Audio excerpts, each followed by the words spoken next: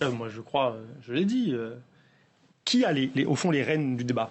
C'est la minorité présidentielle et le gouvernement. Ce sont eux qui l'organisent, qui décident au fond de la première mouture du texte qui est présenté et qui rendent ou pas possible l'échange d'arguments.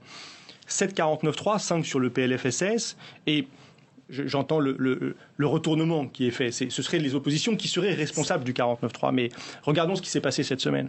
Tout a été fait, y compris hors texte budgétaire, pour empêcher les oppositions d'aller au bout de la présentation de leur texte dans le cadre des niches, la niche LR, la niche France Insoumise, avec des procédures, des procédures dilatoires insupportables de la part du gouvernement, qui faisaient tout pour tirer le débat jusqu'à l'heure limite, les minuit, et empêcher l'adoption de textes. Hier, la manœuvre n'a pas fonctionné à une voix près.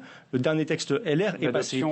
Sur la niche France Insoumise, le collègue Castor parlait de la situation de la santé dans les Outre-mer. Le texte sur la réintégration des soignants n'a pas pu être voté en raison de cette méthode d'obstruction qui, là, ne vient même pas des parlementaires, mais du gouvernement lui-même. Le gouvernement piétine littéralement le Parlement, piétine sa fonction même, celle de pouvoir avoir un échange d'arguments et par un vote sanctionner un rapport politique avec des majorités, des minorités.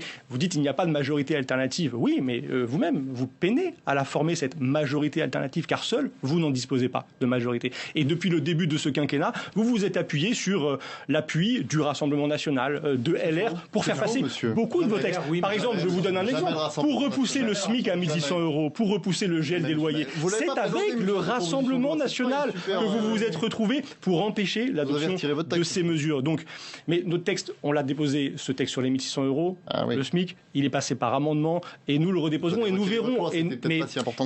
Voilà, ça renvoie au fond à votre entreprise, y compris d'obstruction parlementaire, puisque sur ce texte, vous en connaissez un rayon, dans la niche, il y avait plus de 100 amendements qui étaient déposés avec une stratégie qu'on a parfaitement vue, qui consiste à empêcher les oppositions, encore une fois, hors texte budgétaire, de pouvoir faire leur travail. Donc ceux qui obstruent, ceux qui empêchent, ce sont vous, messieurs.